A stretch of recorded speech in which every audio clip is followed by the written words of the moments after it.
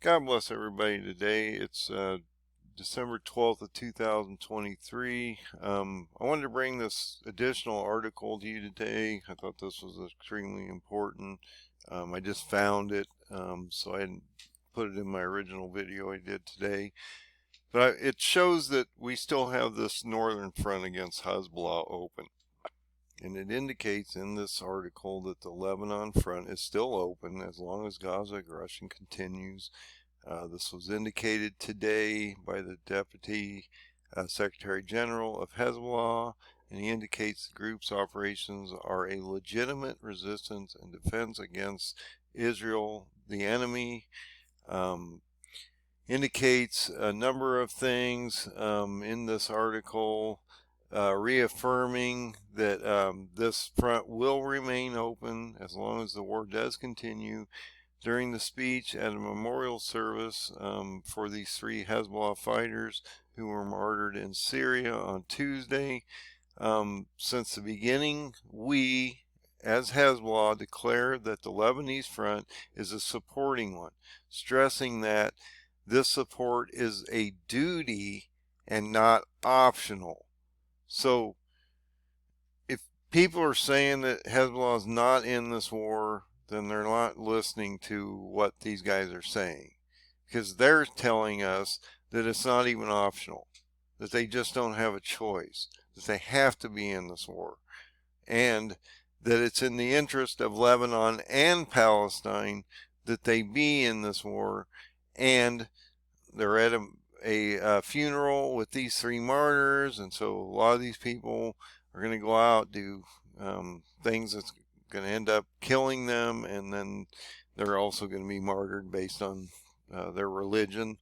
It indicates that what Hezbollah is doing is legitimate resistance and defense, indeed a duty, because this enemy only understands the language of force to deter it and prevent it from achieving its goals now and in the future, he indicated. So I've been talking about how this war with Hamas and Hezbollah will not end until they cease, okay? And that's what Israel's whole goal is, to eliminate both threats. And until they eliminate them completely, it's their goal to eliminate Israel. So this isn't going away, and Israel knows that. That's why they're pushing this so hard. That's why they're bombing the northern front, and they're in the process of taking over the southern portion of Gaza, because they know these guys aren't going to stop, and that their people aren't safe, because at any time we just might find that they break through the barriers, steal their people and kidnap them and take them back and do horrendous thing to the populations. They know what these people are like in general, and it's not all the population, but it is a large portion of the populations that have been radicalized against a genocide of Israel. That's what they talk about. That's what they expound to the world. And they tell you that they're their enemy and that they're going to do something about it. And so guys like this constantly come out and spew this stuff constantly to the global world. And if you look at the global world, like the UN, they always lean against Israel. That's the way it's been for so long. It's insane that this has been happening. It's insane that we're actually funding the UN to begin with, and that they're on our soil to begin with. But that's another story. The top Hezbollah official mentioned that it is not known now whether the pace of fighting will remain fluctuating up and down in this limited circle, and that we have said that this is related to the developments on the ground and the decisions that Israel may take, and we are ready for whatever comes. So they're watching Israel. Israel's ramping it up. They don't have a choice. They're trying to eliminate this process down in Hamas as quickly as possible. Hezbollah's watching this ramp up, and so they're ramping up. Israel's attacking Hamas on multiple levels in Lebanon, Golan Heights, West Bank, and so all this is opening up. And so Hamas is going to retaliate fairly soon with force if this keeps continuing, because they're not going to allow this to happen, and they have a much stronger fighting force than Hamas and a lot of other things that they can use against Israel that Hamas doesn't have. So I thought this next statement was sort of interesting how he laid this out. Threats, temptations, and linking what is happening on the borders to any internal Lebanese matter will not affect us. So they don't care what happens in Lebanon through the government. They're going to do what's required because they're going to defend against Israel and what's going on in Gaza. So the Lebanese have no really control over Hezbollah. They haven't had any control over them for a while. So that's one thing I've talked about. If Turkey gets into this, comes down into these areas, Hezbollah and Hamas are factions that are controlled by, in general, Iran, because they're proxies of Iran. But the populations aren't. The Lebanese and the Palestinians aren't necessarily controlled by or part of Hamas or Palestine, okay? So just realize that there's a lot going on there, and you need to understand that Iran is in the middle of all this, and it's not just a Lebanese or Palestinian issue. It's actually an Iranian issue, and that is complicating Israel's issues as they're trying to figure out what to do with Hamas and Hezbollah that are basically funded by Iran, and try to protect the population of the Lebanese and the Palestinians at the same time as the global community is basically bringing, rain down on them and basically telling them to immediately stop, because the humanitarian effect is so bad and radiating through the global community so much that Israel just has to stop at this very moment, which is not going to happen. It also indicates that this comes as fighters of the Lebanese Islamic Resistance, Hezbollah, continue to carry out operations against Israel occupation forces on the borders with occupied Palestine in support of the Palestinian resistance in Gaza amid the ongoing Israeli brutal war on the Strip. So if you don't think that Hezbollah is not in this already, they are. And I've been talking about this. I've shown you the live Syrian maps with them completely bombing these northern borders, that they're affecting both, not only, well, not both, but Lebanon, Golan Heights, and West Bank. And this is radiating through the north. And that we've talked about how this defense minister wants to push Hezbollah back up to 20 miles or 18 miles at least towards that one river up there. And so this is going to exacerbate, it's going to continue as they ramp up the attacks on Israel, or on Gaza through Israel down in the south. That's going to ramp up the attacks on here.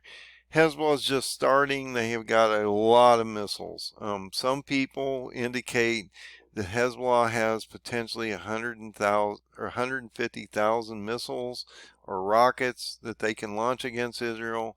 And these are much more sophisticated type armaments. These missiles are more guided. They have the ability to hit targets that, with more accuracy and different things like that. So this is a much larger threat. And when I saw this article, I thought it was extremely important to show you that dimension in the north, that this is happening up there. And we're hearing a lot about Hamas and all these areas in the south, but you're not necessarily hearing a lot about what's going on in the north and how we're seeing all this devastation on the northern front, which is going to create an additional outcry in the international community, because they're not addressing this issue at all yet. But it is coming, and you need to be aware of it. And so we need to watch all these different things. I wanted to bring this to your attention the last minute. I thought it was extremely important. And so just be safe out there, folks. Keep an eye on everything. Things are moving quickly. Find the open door. Find Jesus. Get the oil in your lamp. Get ready. I was just talking about this. We're at 390 days, moving into 389 days because we're getting ready to go into the 13th of December here. And so things are going to keep ramping up. And I indicated at one time that I believe once we hit 1400 days, as we move into the Feast of Trumpets, 27 October 2nd, that we would see this ramp up, and we have. It's ramped up tremendously since the beginning of the month, and the 1400 days began on November 30th. So you can see where this is going, and that's what I mean. Things are moving quickly. You've come from 1400 days on November 30th to the 13th, which is tomorrow, in about 8 minutes from now, and look at what's happened. Okay, well, as you move through the next 10 days or so to the 22nd, we're going to see a lot more stuff happening out here, to the point where we could see multiple fronts open up. You got the Red Sea going on down there with the Houthis. If you get attacks from Syria, Iraq, Turkey possibly would ever get into this nightmare, this is just going to disintegrate quickly. So you need to understand all these things that are going on out here and how they're going to affect you. So as this ramps up, please do what's required to protect your families. Put your oil in your lamp. Be safe out there.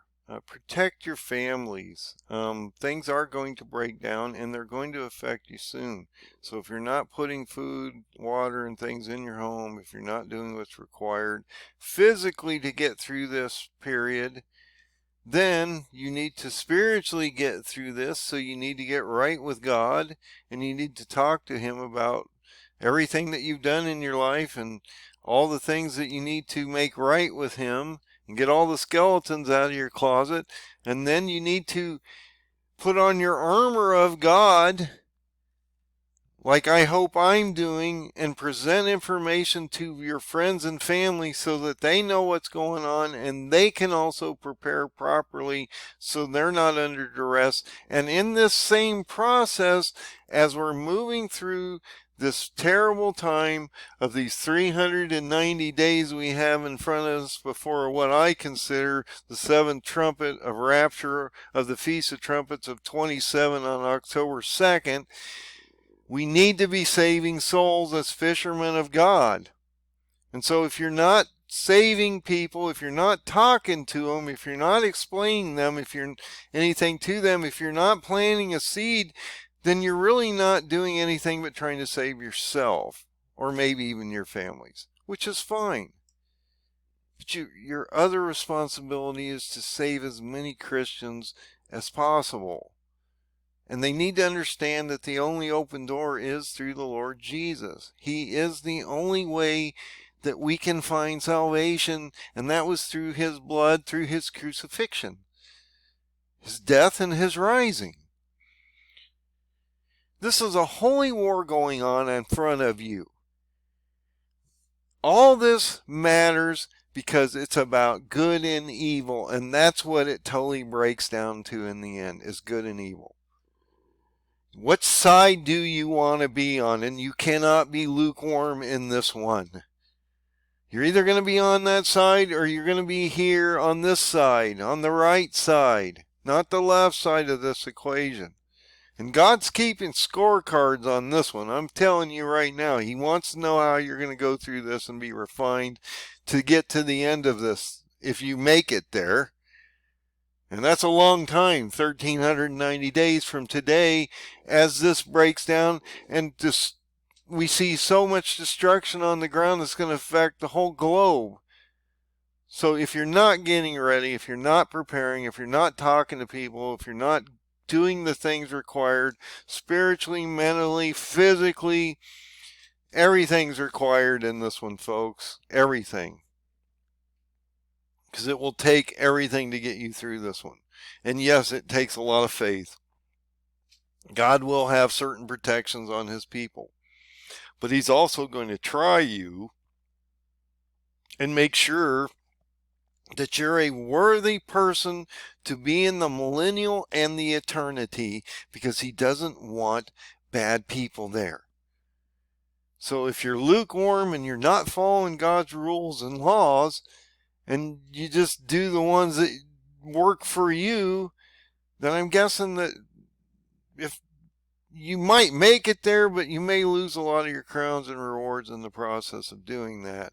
And as we move forward and this breaks down, you may do things that you really don't want to do because you're watching your family struggle. And I don't want to see that. I don't want to see your family struggle. I don't want to see you struggle. I want you to be aware of what's going on, and I want you to do something about it, okay? And each person has to prepare their own home for what is coming up. But do what's required while you have the ability, and we're in this fairly quiet time, at least here. I'm in a fairly quiet time. We're not under war. We're not under massive duress. Yes, we're fighting inflation and global problems and the bad administration and all this other stuff going on. But we're not over there. At least I'm not.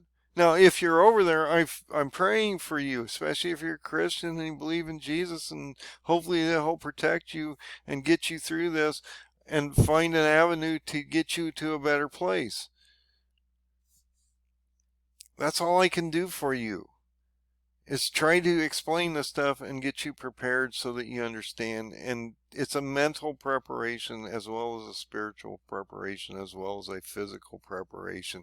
And you cannot understand all the variables that could possibly happen in a global nightmare event that's biblical. It's impossible to understand all the different things that could happen to us down on the ground.